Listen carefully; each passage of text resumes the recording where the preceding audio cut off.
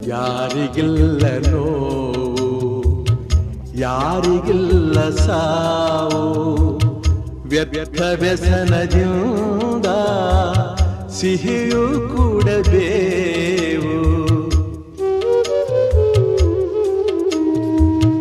ಬಾಳುವೊಂದು ಸಂತೆ, ಸಂತೆ ತುಂಬ ಚಿಂತೆ, ಮಧ್ಯಮದಗಳಿಂದ ಚಿಂತೆ ಬೆಳೆಯುವುದಂತೆ. ಅಂಕೆ ಇರದ ಮನಸ್ಸನು ದಂಡಿಸುವುದು ನ್ಯಾಯ, ಮೂಕ ಮುಗ್ಧ ದೇಹವ ಹಿಂಸಿಸುವುದು ಹೇಯ.